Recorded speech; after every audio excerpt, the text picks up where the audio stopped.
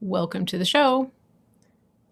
We are live. This is another episode of Real Talk with Mary Grace. I am your host, Mary Grace, and it's Monday, the 15th of November, 2021. We have got a lot to talk about today. I'm going to wait and see who gets in here before I jump into our content. Looks like the notifications might be slow today. We'll see if you actually get the notification. Okay, here we go. I don't know if it's because I've been talking about the medical industrial complex, but the socialist media overlords over at YouTube and Facebook have seemed to be very intent on suppressing my numbers. And so the more you share the show, the better. Put it into groups that you belong to. Tag your friends. Put the link into groups on Facebook, on Telegram. Don't spam them. Just share the link if you're allowed to do that. That would be very helpful. And also, when you come back to watch the replay, please leave a comment because that makes the show come up in the feed where people that follow you can see that you made a comment. So those things are very helpful. And let's see if we can get a few more people in here. I hope everybody had a good weekend. I had a great weekend. I just kind of relaxed. I like to watch college football, so that's always fun. It's getting into the exciting part of the season. And working on some stuff around the house. So good news, my dad is still doing well. You guys know that he had COVID, and he's doing pretty well. Barley George had a little scare over the weekend. Barley George is the cat. He's been getting out some, and it's almost impossible to prevent that because he sneaks out when my dad opens the door. My dad's 84. And so he got out the other day, and I saw him running across the yard in a great hurry, and it turns out I think he got into a fight with another cat. My neighbor has all these stray cats that she feeds, and they're outdoor cats, and they spend a lot of time in our yard because I think we have more sun than she does. And so if anybody has a solution for keeping those cats away from our property, that would be awesome. But the thing is, I think he got bitten. And on Friday, he was really lethargic. I actually gave him ivermectin. It helped him, and some CBD oil, some of our new CBD oil. And then, but by Saturday, I was pretty sure that he had an infection, and so I took him to the vet, and they shaved him, so he's got a little place on his rear end that's hairless now. I'll show you. Pretty funny. And he's on an antibiotic, so I've been giving him the antibiotic and you give him an antibiotic and some CBD oil. Okay, here we go. You want to see Barley's little boo-boo? Look at that. Poor guy. I think he's got, sorry about the lighting, he's got like 3 punctures. But he's bounced back pretty good. He was running around playing today, wanting me to play with him. So I think he's going to be okay. He was waiting for the door. I had to take my dad out this morning. He waits at the we have a French door on the carport, and he sits there. He's got a little stool, a little bench that he sits on. I used to put pillows on it, but he throws them all off, so I had to move the pillows. And so he sits there waiting for us to come home. It's kind of cute, but yeah, so I think he's going to be fine. I don't think they're going to have to drain it or anything like that. Hope that's not too much information for some of you guys who get squeamish. But the point is, he's going to be okay. And I guess, he's not a tomcat, but he acts like one. And so it doesn't surprise me that he was defending his territory out there. We just need to get these other stray cats away because I don't know that I will 100% ever be able to keep him from getting out. Anyway, so let me go over today's content with you just to give you an idea of what I'm going to go over. I'm going to stay on until about 2:00 Eastern, and there's a lot that has happened over the weekend. Some of you have been following the story about Steve Bannon getting indicted, and then he turned himself in this morning to federal court because he was indicted for contempt of Congress by the Unselect Committee on the January 6th Commission. It's a farce. We'll come back to that. We're going to talk about what's been going on with Project Veritas and their situation being raided and having their information leaked out. We're going to talk a little bit about the passports, and then I want to talk about the event that happened in San Francisco last week. I had a listener who asked me to comment on some of the things that took place at that march. I had featured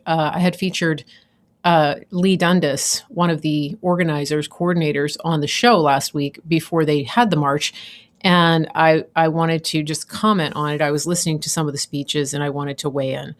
And then we're going to try to talk a little bit about Kyle Rittenhouse. That trial resumed today in Kenosha, Wisconsin.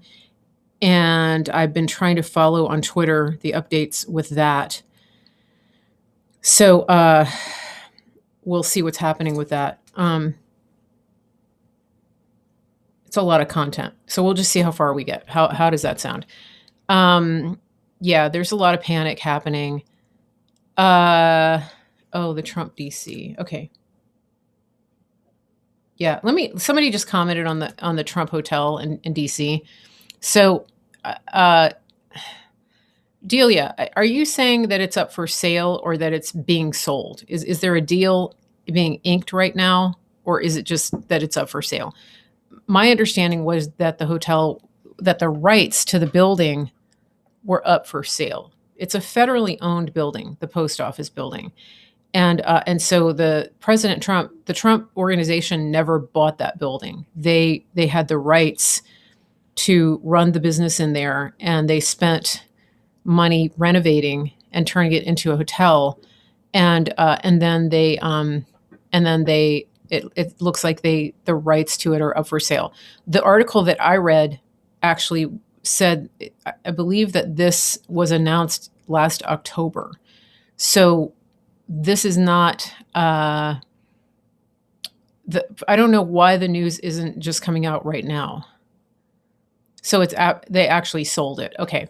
So it doesn't surprise me because I do believe that it was announced that they were selling, the announcement came last year. So I guess because the sale went through, it came out again. $375 million. So I think they spent about half of that on the renovation. When I was there last in January, it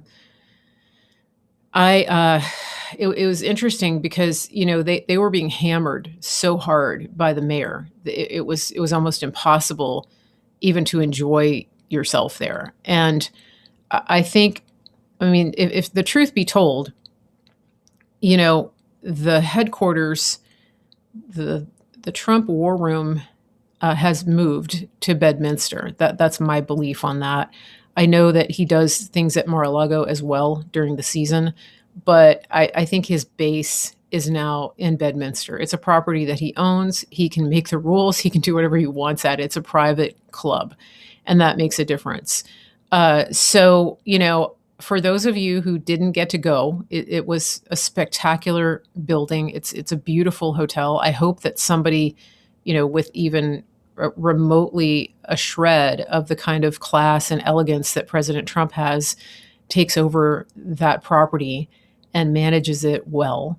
I feel badly for the staff, the people that worked for him there. Many of them have worked for him for years. So I'm hoping that they will be offered transfers if they want that. They're just lovely. And so, just keep them in your prayers because they really like working for President Trump and the family. And so, that's a chapter that is closing. And hey, there's a beautiful Trump winery in Virginia. You can always visit that. I know it's not the same, but he has properties in other cities as well. But you're not missing much if you're not in DC right now. because it's like a ghost town. There's just nothing happening. I mean, that mayor, uh, Donna Brazil's girlfriend, has managed to pretty much destroy the economy in Washington D.C. So we'll see what happens there. And I want to, yeah, it still is a beautiful place, Danielle. It's not, they're not tearing it down. It's a beautiful building. It's a beautiful property. I can't imagine that it would be busted up. I don't know what they're going to do with it, but it would be stupid to repurpose it and not, take it over as a hotel. So I don't know. Uh, I mean, I know that I wouldn't take it to mean that President Trump isn't back, isn't going to be back. Okay. I wouldn't take it to mean that at all. I'm not going to get into the weeds on that comment, but I wouldn't be too discouraged by the news. That's just my hunch. Okay. Now, I want to talk a little bit about the rally last week in San Francisco. They were having a rally for medical freedom, and it was on Thursday, on Veterans Day, at the Golden Gate Bridge. From what I understand, they were wanting to walk across the bridge, but they were prevented by the police from doing that. And I'm trying to find the flyer. Let me see if I can get the flyer here. They were prevented from doing that, and so they had a lot of speakers, a lot of different speakers. It was going on throughout the day. So it was the website for that event was nationwidewalkout.com. RSBN broadcast it live through the whole day, and it was. I didn't listen to all of the speeches, but somebody asked me my opinion about what happened, because let me just look at my notes here. Yeah, because the person that made the comment and asked me to look at it found it rather off-putting. And here's why. Here they explained that. Let me just go look at the comment, because I don't want to misquote the words here. Okay. Let me just see. That was on the other day. If I can still see the comments. I can't always see the comments, so I apologize if I can't. Okay, so they said, in my opinion, this is not the way forward. I was fairly disgusted with what some of the speakers were saying and how they were saying it. Again, just my opinion, but a bridge too far for me. And then I said, can you be more specific? And they said, mostly the tone of the speakers. I'm all for diversity in speakers, but there were some BLM representatives, and overall the tone and very foul language was off-putting to me. It seemed like a liberal-leaning group. I was not enjoying this rally. Please do listen and tell me when you can. Okay. Now, that was the comments. So here's the thing. It was California. The rally was in the Bay Area. It was not a political rally. It was not a Clay Clark event. It was not a Christian rally. It wasn't billed as a conservative Christian event. It was billed as a protest against the vaccine mandates. That is an issue that is affecting all humanity. And the people that were assembled at this event come from all walks of life and all parts of humanity. Because when you start to go down the road of medical tyranny and you are mandating what people are putting into their bodies, and you're making it a condition of them being able to even work and put food on their table, it's an issue that crosses every single party line, every single ideological line, every single line of race, religion, faith, social ideology, any of that. And I think that, one of the things that happens, whether you're conservative or Democrat, is that people tend to stay in a certain bubble. They tend to focus on listening to certain things and exposing themselves to certain content that is in line with their values. Um, that's just nature. I mean, I work very hard to control what it is that I put into that I allow into my soul, because everything that you listen to, um, it affects your soul. I'm not going to deny that at all. And so, I'm very selective about what I listen to, about the music that I listen to, about the shows that I watch, about what I watch on YouTube, about things that I attend, etc. And so, that being said, one of the dangers of that is that you really become uh, unaware and easily offended if you don't have a clear understanding that your way isn't the only way. Diversity is real. It's what makes America America. And diversity of thought, diversity of belief, diversity of religion, diversity of faith, diversity of language. Do I agree with all of it? Do I agree with all of the ideologies? No. Did I agree with everything that was said from the podium? Absolutely not. For example, I was listening to the one Black Lives Matter speaker, one of the ones who came on in the first hour, and I didn't get his name. Let me show you which one it was. Let me see. Let me see if I can get him on here. It's too blurry. So he was cussing a lot. He was using the F word a lot.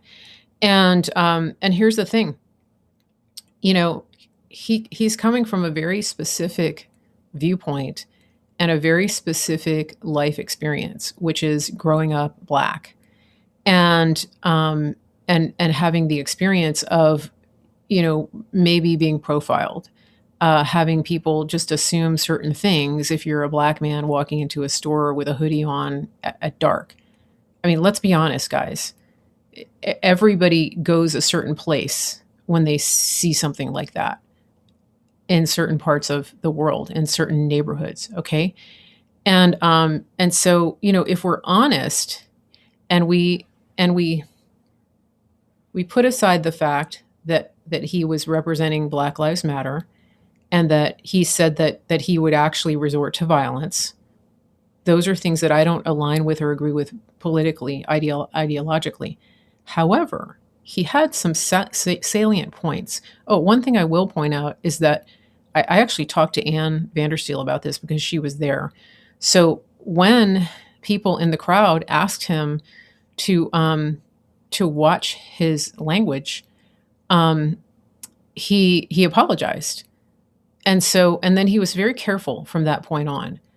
And so I want to emphasize that just because somebody stands up and peppers their language with the F word to get their point across doesn't mean that we should stop listening to them. Because the fact is, I mean, I used to work with a lot of Irish people when I lived in Rome, and honestly, they managed to use the F word in every part of speech. Noun, verb, adverb, adjective, preposition, you name it, that they use that word. It was just part of their vernacular. And so, we came across this issue even in the Bible, because Peter, was an Orthodox Jew, and when he was preaching to the Gentiles, he didn't want to go in their homes, and he was offended by the very idea of even touching or looking at anything that they ate. And God gave him a dream, and in the dream, God related to him, "Hey, knock it off. You're going to be okay. There's a bigger mission at stake here." That's me paraphrasing what God showed him in the dream. And so So I think that this particular scenario where we had a Black Lives Matter activist on the stage who was talking, with some very heated points and remarks, he actually made some incredibly good points. He pointed out and articulated the hypocrisy of the government. He articulated the fact that, he said Democrats, he said Republicans, they just tell you, I don't care about your issues. They're straight up with you. He said Democrats will tell you they care about your issues and then they just screw you over. I thought that was a really good point. And then he went on to say he was talking about bodily autonomy. I didn't agree with his comparison because he was using abortion as a comparison. He was saying Democrats are all about my body, my choice. But then when it comes to this, they no longer uphold that principle. And then, he was comparing and saying the Republicans are all about protecting people's health until it comes to this, and then they invoke tyranny and they support it. And so I just want to encourage my listeners to get past the political, religious, social ideology that may prevent you from hearing the very real issues that people are trying to articulate. They're not going to sound like you. They're not going to believe everything that you believe. And I'm really glad that my listener brought up this question, because she I don't think she wasn't it wasn't a judgment from what I understand of the people. It was a distaste. She had a bad taste in her mouth. And believe me, I've been around situations and people that left me with a very bad taste in my mouth. But at the end of all of this, what I really want to emphasize is that it's the kindness of God that leads people to repentance.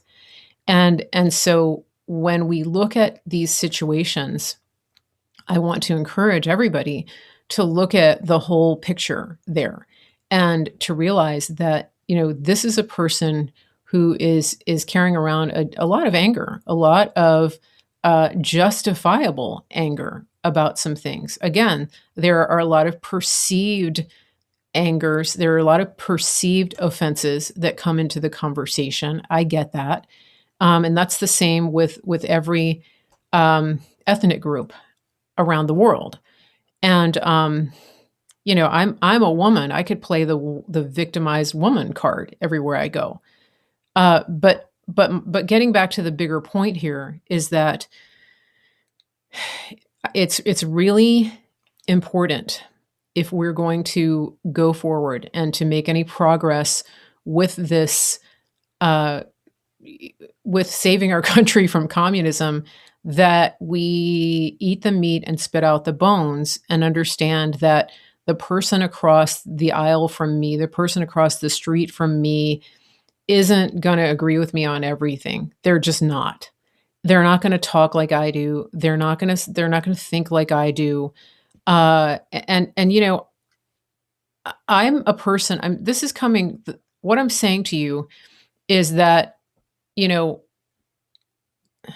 I'm not the type of person that's just going to love everybody I see. That's not in my nature. But,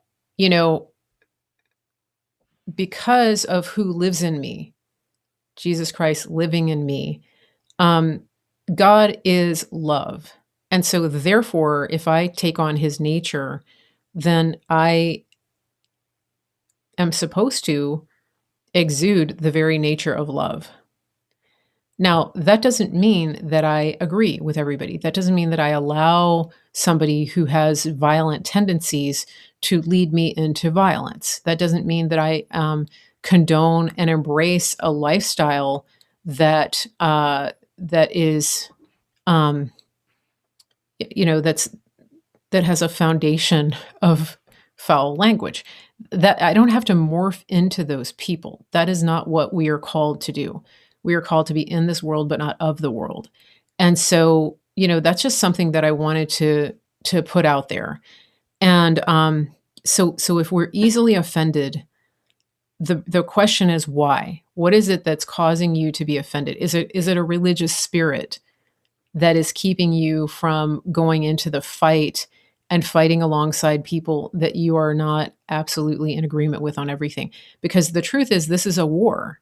So imagine going into the military and going into war and being with people who don't agree with you on everything. They're not going to talk like you. They're literally from all over the country.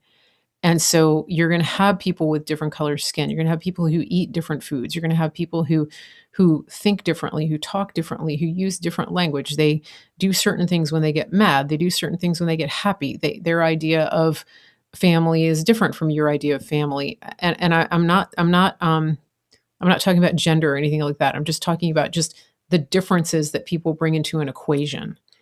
It's just, I think that part of the reason that we are in this big problem that we're in and that our country was so easily taken over the way it's been is that, we as Christians who really carry the power and authority of the kingdom of God, we have the most ability to change atmospheres and to be the ones that bring these people around into the truth of who God is. We are the ones who have removed ourselves from society, and we have handed over the keys to every institution in this country: the universities, the schools, the school boards, the boards of supervisor, all of the governmental seats, all of the heads of corporations, all of the heads of universities, all of the heads of churches, all of it. We've turned it over because we've been offended. So think about that. So if you're offended by a person that is standing shoulder to shoulder with patriots, your definition of a patriot, and using the F-bomb to get their point across, if that is what is dividing your focus and getting you distracted from the higher mission, I would just encourage you to have a conversation with God about that. Maybe he'll give you a dream like he gave Peter. Because the truth is, do you want to know a little secret? So Jesus hung out with people like that. He had meals with them. He talked to them. Those are the people that he was hanging out with. Tax collectors. The people that Jesus was with, the fishermen, the laborers, those kinds of people, the prostitutes. Something's telling me that they weren't using the best of language. Their conversation, their vocabulary was pretty salty. Now, in the presence of Jesus, in the presence of his goodness, in the presence of love, that is where the conviction of sin comes. And that is where repentance comes. That's the place where people change. The kindness of God. That is based on the word from the Hebrew called chesed, and it is the loving kindness. It is the kindness of God that describes God pursuing you even when you were at your worst, coming at you and finding you and turning over every rock and moving heaven and earth to get to you and to bring you back into his kingdom. That is the kindness of God.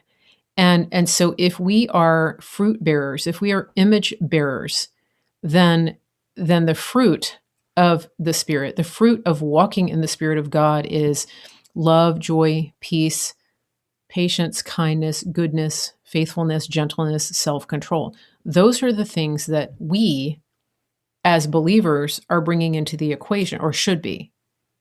And so I would just encourage you to understand that the people that we may find the most offensive, are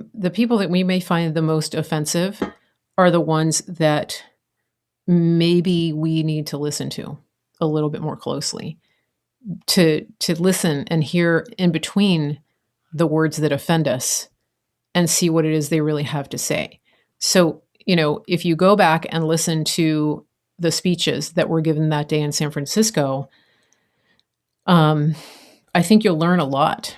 And sometimes, it's actually important to listen to what people are saying, even if you don't agree with them about everything, because it gives you a window into the ideology and it helps you to have wisdom and how to counter that. I'm going to give you an example. One of the speakers was a woman who said that she was running for governor in California, and she was standing there with her partner. I was listening to her, and one of the things that she said. So she said she wasn't going to be running as a Democrat or a Republican. She was running for the people. However, one of the issues in her platform is bodily autonomy, which is another word for pro-abortion. And so on that issue alone, I wouldn't be able to vote for her. And she said something in her speech that gave me a real window into something that I think everybody needs to understand. And this is something that I believe President Trump understands. She said she encourages people to base their decisions on something called the seventh generation principle. Now, I have told you guys that President Trump is a president who thinks in generations. He's generational. I've told you that, right? And he's thinking about the good that he can enact and put into place that will have an impact on generations to come. Do you remember me saying that? So think about this. If you have somebody who is pro-abortion, who is telling you that her decision making and her platforms are based on a principle of seventh generation, something that she calls the seventh generation principle. In other words, how will my decisions affect my children, my grandchildren, their grandchildren, down to 7 generations? That gives you a window into the thinking of a lot of people that may be making plans that are counter to what you believe. And this is something that I think that when it comes to the Chinese Communist Party, people really didn't understand that. They think generationally. They don't think they're not planning about what's going to happen, next year. A lot of Americans are very short-sighted. They're thinking, 2022, 2024. The Chinese think in like 1,000-year increments. So that's multiple generations. This is something that I think that people really need to get a grip on, because if the person that is opposed to your ideology is running for office based on a seventh generation principle, that should be an eye opener, because that means that we need strong candidates. We need strong candidates opposite her who have, in other words, a lot of her principles are in line with what our principles are. Except for that one thing, because she contradicted herself in saying that. You can't have bodily autonomy and preserve rights for all people for multiple generations if you're killing generations of children in the womb. Do you see that? And so hopefully, hopefully that message will come to her, because I actually liked what she had to say apart from that. And then she completely lost me. So that's just something that I want you guys to consider. And so, thank you to the person who wrote that comment. Who was it? Thank you, because it really got me thinking, and I appreciate that. It was Vicky, just Vicky. So thank you, Vicky, for taking the time to write that comment and to give me those questions, because it really got me thinking. I spent a lot of time thinking on it over this weekend, and so I really wanted to come to that topic and give you food for thought and prayer about how to go forward and how to accomplish what it is that we are trying to accomplish and preserve, uh, to preserve life, liberty, and the pursuit of happiness for all humanity, not just the ones who use language that you like and agree with. This is an important concept, um, because we don't want to be that person that is rejecting or turning in our neighbor because they use bad language, right? It's just it's a big issue. It goes pretty deep. So I hope that you'll spend some time thinking about this. We're not all the same. God created us all in His image, um, but He is the most complex um, person on the planet. He's the most complex being there is, and so of course, people who are made in His image are going to be uh, complex and not all the same. If you've ever looked at a kaleidoscope, a prism, anything like that, even just a flower, I mean, it's amazing. So the people that He creates are not going to be all the same. So hopefully that helps. It's an important issue. And what happened in San Francisco was really important. And, we are making a difference. There are businesses that are not complying. Things are happening. The impact of these uh, strikes and walkouts is real. So that's just something that I want people to be aware of. So Anne said it was a good event. She was very glad to be able to go. And on that note, I wanted to address something that came up in in the uh, in the chat the other day. So Anne Vandersteel, she runs her network, which is Steel Truth. Okay, and she okay. So she runs the network, and she has been in the she's been in the fight for quite a long time. We go way back together with a lot of the stuff that we've been doing. But one of the things that she's been doing is she has been at every event that Clay Clark has had for the Reawaken America tour. There's one a month. I don't know if you guys realize that. So with General Flynn and Clay Clark, they're doing these rallies, these events in different cities. So that means that Anne and producer Liz are traveling a minimum of one weekend a month.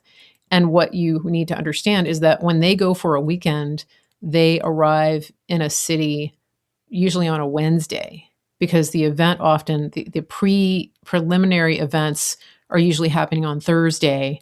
All the planning, the speakers and things like that get together. And then the event happens on a Saturday, a Friday and Saturday. So you've got Wednesday, Thursday, Friday, Saturday, then Sunday is usually a travel day, sometimes Monday. And they're traveling to events sometimes 3 times a month. And it's a lot of traveling. And the reason that I want to talk about this is because Anne went to San Francisco. She was invited to San Francisco by Lee Dundas, and Anne lives in Florida. So, she would have been flying all the way across the country for an event on a Thursday.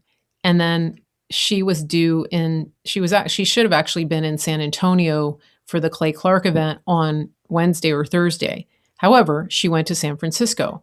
One of the main emphases of the San Francisco rally was airline calling in sick. They weren't really striking, but people calling in sick. So there was a very high likelihood that a lot of flights would be canceled. Anne was due to speak in San Antonio on Saturday, as was Lee Dundas. And so when Lee invited Anne, one of the big question marks was, are we going to be able to get back to San Antonio? Because if everything that you're doing is effective, we might not even be able to get on a flight. They might be canceled. Something to think about. So fast forward to Friday. I think it was Friday. So Anne posted some pictures. She was posting videos and stuff from the rally in San Francisco, and then she posted a picture of her and Lee Dundas on a plane, and there was another woman in the picture, and it was clear that it was a private jet. And somebody in Anne's chat responded really with ungraciously and with a lot of bitterness. And they said, we can't even afford to get to the airport, much less fly private. It must be nice for you guys to be jetting around all over the country saying the same things over and over again. What's the point? I'm paraphrasing. So, all right, Clyde, stay on topic with me here. I'm talking about something completely different right now. Now, what I wanted to say to this is I responded to her. And I responded and I said, well, first of all, the content that you're seeing, you may think that everybody knows it, but they don't. Everywhere I go, every single day, I talk to people who didn't know that you can recover and you don't have to die from COVID. That the PCR tests are fake. All the things that they talk about at the Reawaken America conferences, there are a lot of people who don't know that. The other thing that some people don't know is that because of the work that she does, Ann Vandersteel is on a terrorist watch list. And that means that her journey through an airport to fly commercial is harrowing every single time. I'll give you an example. When I was with her in, where were we? Tulsa. She had a 6 a.m. flight.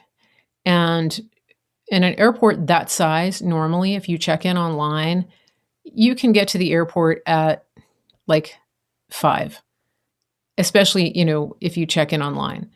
You can get to the airport, drop your bags, and go through security, get to your gate, get a coffee, whatever, and then you're fine. Okay. So do you guys know what time Anne has to be at the airport to fly? Do you know how early she has to get to the airport without any guarantee of even making her flight? I'm going to tell you, she has to be there a minimum of 3 hours early. Now, even for an international flight, most people can fudge it and get there 2 hours early. She has to get there 3 hours early. Do you guys know why? I'm going into detail about this because I want people to understand the sacrifices that people are making to bring you the truth, to bring freedom. The reason that she's on this list, is because she has taken the risk. Thank you, Clyde. I appreciate that. Because she has put her neck out there and she's brought on guests who talk about medical freedom. They are whistleblowers. They expose the medical industrial complex. She has brought guests on who she's exposed Fast and Furious. She's made people very high in the regime angry. And so she gets targeted every single time she walks into an airport. Sometimes when she goes to check a bag and get her boarding pass, it can take an hour just for them to deal with the initial stages of the harassment. They have to call TSA, they have to call Homeland Security, they get the runaround. I mean, if you imagine, picture, if you will, somebody being put through the rigors of harassment in a communist country. That's what Anne is dealing with, okay?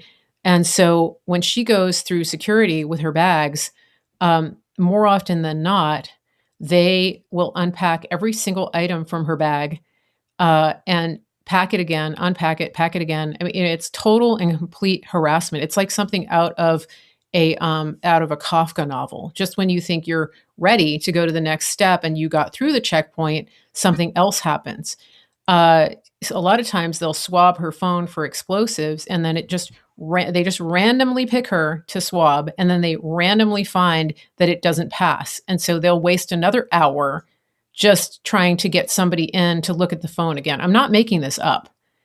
And so here's the thing.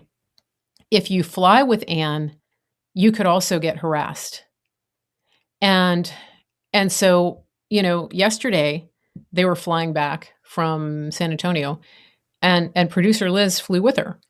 And, they get through security producer Liz gets through security, everything's fine. And then all of a sudden she gets a call from an unknown number. She happens to answer it. Producer Liz, this is TSA. We need you back at security right away. And then they start calling her name over the loudspeaker. I kid you not. So she has to go back to security. They take her bag off the plane and unload the bag, go through the bag. She's not even on the list. But because of the association, this is the harassment that she's being subject to. So I want you guys to understand. Let me go back to the situation in San Francisco where Anne put a picture of herself on a private jet with Lee Dundas. So when Anne agreed to go and do this rally with Lee and cover it, it was one of the part of the conversation was, Lee, if I come out, she said, I have a commitment to be in San Antonio to speak at Clay Clark's conference and to do interviews. You know, we have a business, we have to be there, and so she said, I can't take a chance on not making my flight, you know, especially because of all the harassment. And so the reason that Anne ended up on a private flight is that there was somebody who donated that service. That's how that works, right? Anne is not going around flashing money. She's not Miss Moneybags going around, you know, flying around in a flight. But even if she was, I actually would be happy for her because, you know, that means she would be spending more time with her family, more time running her business, more time bringing you good content, and less time being harassed by these politically motivated goons in the government. And so, you know, the other thing about this is the principle is that, you know, if you look at somebody who is, you know, traveling first class or, you know, in a private plane or who gets favor, it's actually called favor. God favors people. There are people who get favor. And I know that, you know, we could get into a whole theological thing about faith versus works. But, you know, God sees what we do. He sees the sacrifices that people make. And he also sees people honoring him. And favor is a very real thing. And so, you know, when somebody is prospering, and you're looking at their life and you're looking at the things that they're doing and the things they're contributing, think about what is happening in your mind that you're angry about their prospering, about the favor that they've received. Because I would present to you that the problem is not with Anne getting favor and getting on a private jet with Lee. That's not the problem. The problem is the deep root of bitterness in your heart that you're responding to in anger about the fact that she is on a private flight. Especially, hopefully, knowing the backstory, you would even be more happy for her that she gets on that flight. So I wanted to clear the air. And the reason for that is because there's a lot of people, I think, who watch me who are also in the same chat, in the Steel Truth chat. And if you went back and saw the conversation that was going back and forth, you would have seen the comment that the person made. And I'm thinking that some of you probably found yourself feeling the same way and being a little bit resentful and thinking, really, it must be nice. Those kinds of things, that's a dangerous territory to go in. And so I'm bringing this up because this is this is something that might be a course correction for you in your attitude and in your heart. If you are begrudging people the favor of God and prosperity and blessing, then, you know, it could be it could be that you're walking in the same spirit as not the prodigal son, but the older brother who didn't even know that everything was at his disposal. And so he was angry at his younger brother. And so the green-eyed monster of jealousy crept in. We see that a lot. And the thing is, as a Christian, if you're harboring jealousy and bitterness in your heart, that's a real wake-up call, because that should be a wake-up call that you're operating in a poverty spirit. And so I pray that you are able to be released from that right now, that you walk in the kingdom authority and favor that is on your life the minute you receive Jesus Christ, because you're a part of his kingdom. And you are in his family. And here's a spoiler alert. God is not poor. God, he owns the cattle on 1,000 hills. Think about that. The gold and the silver belongs to God. And so those of you who have bought into the lie that Christians are supposed to be poor to make it count, that's a big fat lie, and you've been deceived. And there's no point. There's nothing to be gained by the noble suffering of poverty. That's not from God. Okay. Yeah, somebody in the chat on YouTube mentioned Kevin Zadai. He's a really good person to listen to about that. Another person that I would encourage you, who speaks a lot about this, is Joan Hunter. Joan Hunter Ministries. She really has a good take on it, and she's overcome a lot of adversity. And she has a really strong message on walking into the favor and prosperity that God has for you. So somebody needed to hear that. Somebody needed to hear me talk about this, because I really do feel that there were people who were witnessing that whole conversation in that chat, and maybe finding yourself thinking and agreeing with the person that was angry at Anne. And that could be you. If it is you, repent and receive what God has for you.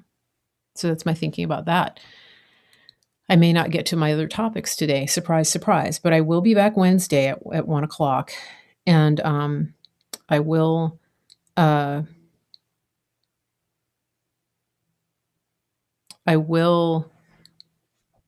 share more with you guys.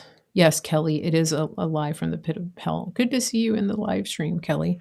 Listen, as I'm checking my notes here and people are coming in, I wanted to ask you again to share this out, get the broadcast out, copy the link, share it.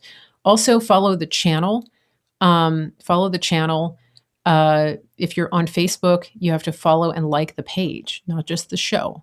So go to the actual header, Mary Grace Media, and like and follow the page. Then also like the show and leave comments when you come back. And the other thing on YouTube, hit the thumbs up, hit the subscribe, and then hit the reminders. They're not always sending you the reminders, so just set your alarm. It's almost, I'm shooting for 1:00 these days. And then the other thing is I'm on CloutHub. I'm on YouTube, CloutHub channel 111, YouTube, Real Mary Grace 1, Twitter, Real Mary Grace 1, and on YouTube and Facebook at Mary Grace Media. And then I'm also on Telegram, Mary Grace Media Official. So follow my Telegram channel. If you're not a troll and you want to get into my Telegram chat, you can get an invite link. That is, you can get that by emailing me, info@marygracemedia.com. Okay. Let's see. Let me just check my notes here. Now, let me see if anything else has come up about the Kyle Rittenhouse trial. What's very interesting is that YouTube, about an hour ago, YouTube was suspending, it says YouTube is suspending multiple live streams of the Rittenhouse trial, citing policy violations. Gee, why do you think that is? So it says the channels report that the streams are working again, but some complain of having lost viewers due to the interruption by YouTube. Well, that's a shocker. So if this boy is guilty of everything that they say, then why wouldn't they want why wouldn't they want um, the whole trial to be broadcast? Because they know, just like we've known all along, that what's going to come out is not going to be favorable. It's not going to confirm the media bias and lies that have been peddled for the past year since this all happened, more than a year. That it's a big deal.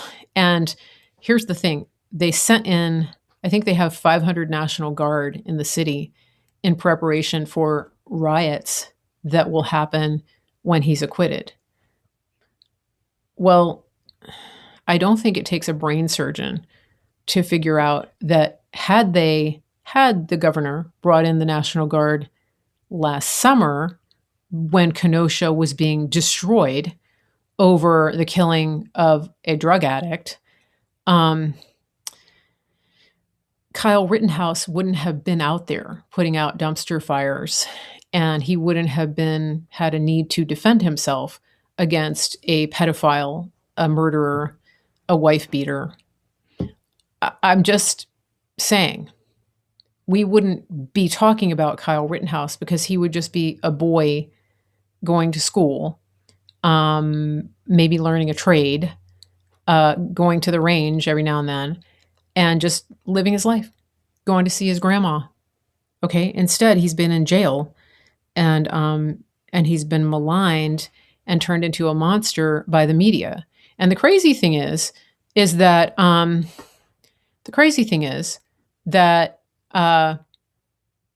they're calling him a white supremacist. So a lot of the people who have been listening to the mainstream media lies about him are shocked to see, when they've seen parts of the trial, they're shocked to find out that the three men that he shot in self-defense were white. That's how bad, that's how disgustingly far our media has gone in pushing the message of the far leftist regime. Let's see. I'm just reading a comment, a quote from the prosecutor. Here's a new one. You lose the right to self-defense when you're the one who brought the gun. You guys want to unpack that for a minute? And then Cat Turd says, didn't Binger's star witness Gage, the Antifa goon, bring a gun? You remember he was the one who was pointing the gun. He was the one that Kyle shot his arm, spaghetti arms.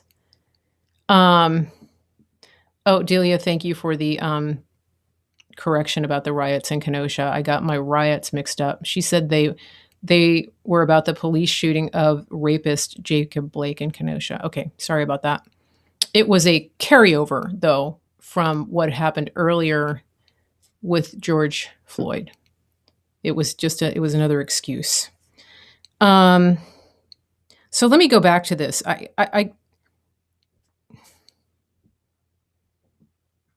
Is there any logic in what he said? Is there any grain of truth?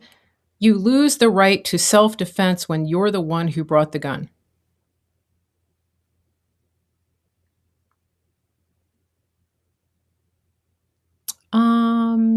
That's literally what the gun is for.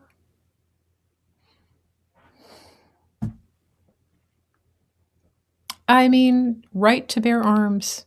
There's nothing in the Constitution that says you can carry a gun as long as you're not planning to use it in self-defense. You can carry a gun only for hunting. You can carry a gun as long as it's a musket and it doesn't have multiple rounds in the chamber that you could use. Nothing like that.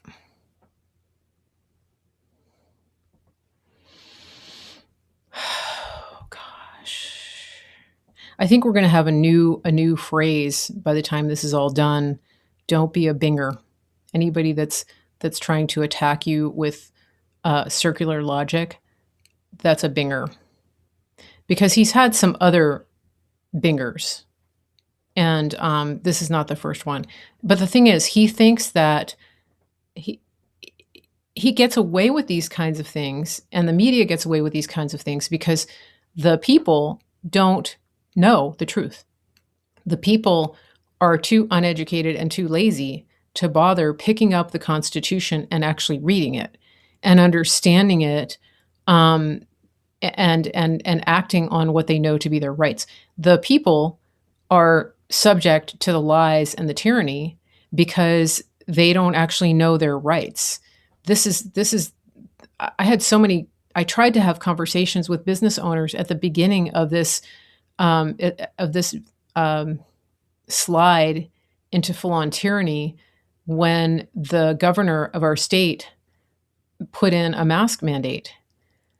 If enough business owners had understood that the enforcement arms of these tyrants had no legal right to be on their property at all, much less to enact these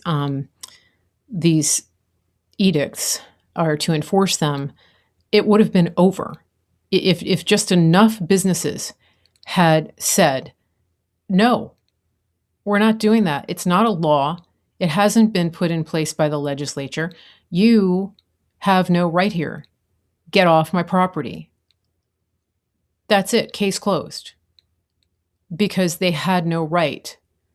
But the people, the only way that tyranny succeeds is that if the people comply. That's how it works. The reason that we won the Revolutionary War is because 3% of the people refused any longer to put up with tyranny. They said, no, our rights are given to us by God. We will carry our weapons. We will defend our right to free speech and freedom of religion. We will do all of those things, and you can't stop us. And we will write a constitution and a Bill of Rights that further affirms those truths. We hold these truths to be self-evident, that all men are created equal and are endowed by their Creator with certain unalienable rights. These are the right to life, liberty, and the pursuit of happiness. If people just understood that, they would never, ever bow to tyranny again. And so when you go back and you listen to people like Binger throwing out a binger and saying you lose your right to self-defense when you bring a gun, you lose your right to freedom when you don't understand and you don't see through the fallacy and the intentional lying that he is putting forth in his closing argument, trying and banking on the fact that people in the jury don't know that's not true. Yeah. So yeah, I wouldn't really announce my carrying status on a public forum chat. If there's anybody in my chat that is talking about that, especially, yeah, I just wouldn't do that. Okay. So let me just see if there's any other bingers out there.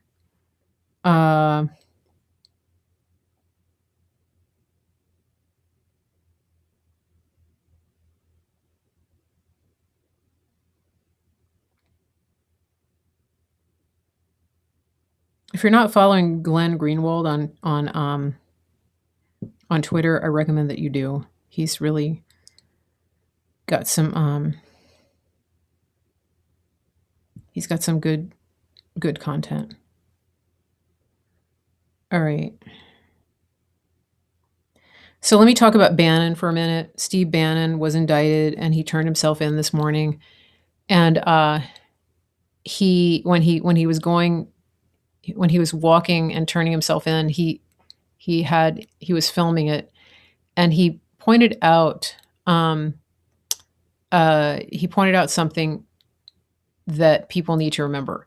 He said, I've been saying for the past number of years, focus on the signal, not the noise. This is the signal.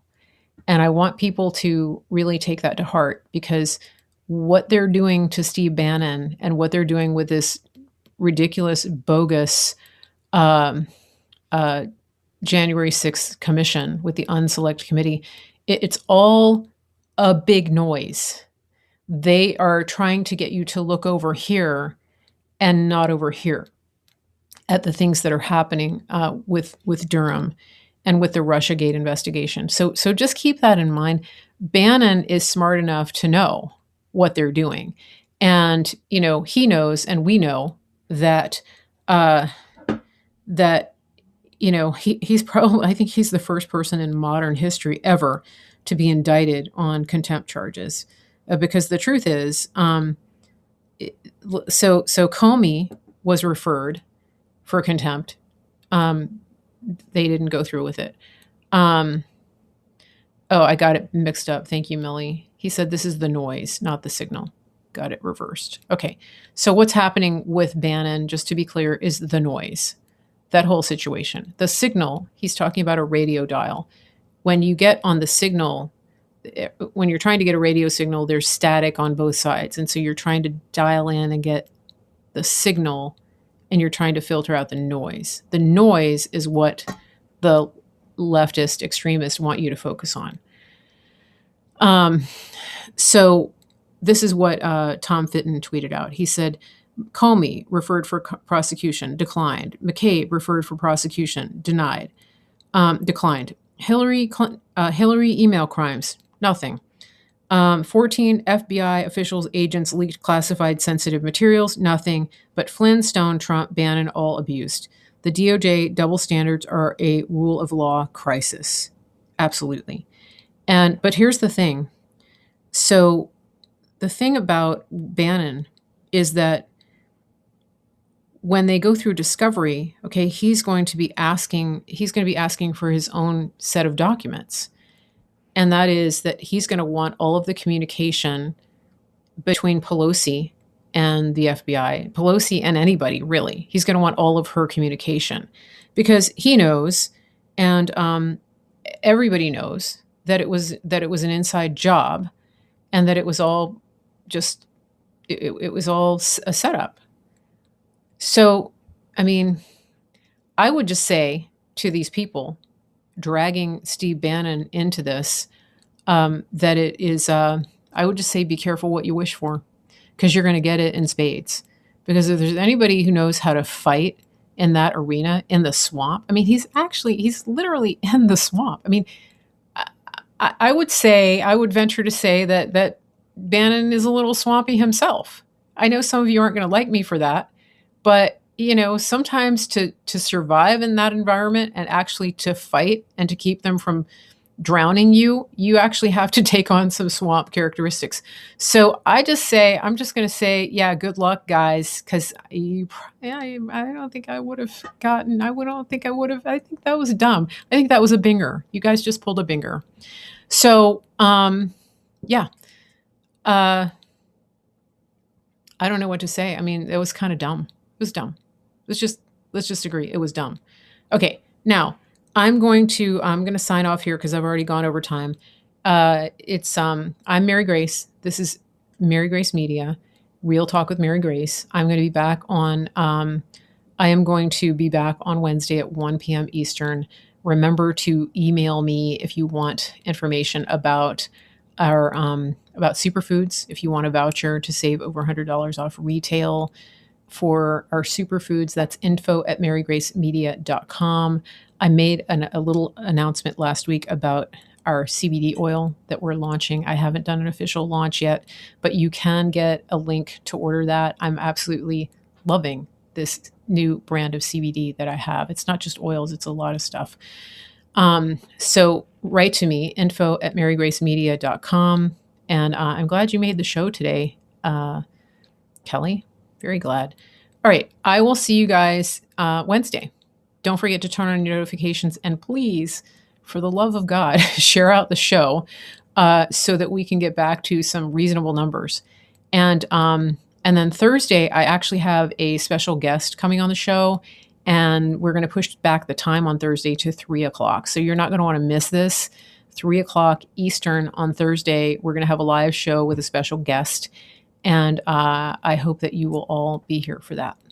So everybody have a wonderful afternoon, and take care. And thank you for being here. And thank you for my Thank you for my moderators. Thank you, Delia, for doing the show notes. Head Pets for Barley. Lisa, I saw your message earlier about your son. So glad that he's doing better. Lisa is the one we prayed for his son. He had gotten airlifted out to a different hospital out in Alaska, and so he's home now. Yay. Amen. That's great. And I will give Barley a pat. I think he's upstairs napping with my dad. Sometimes they do that. So I will see you guys on I'll see you guys on Wednesday. Take care, everybody. Have a great week.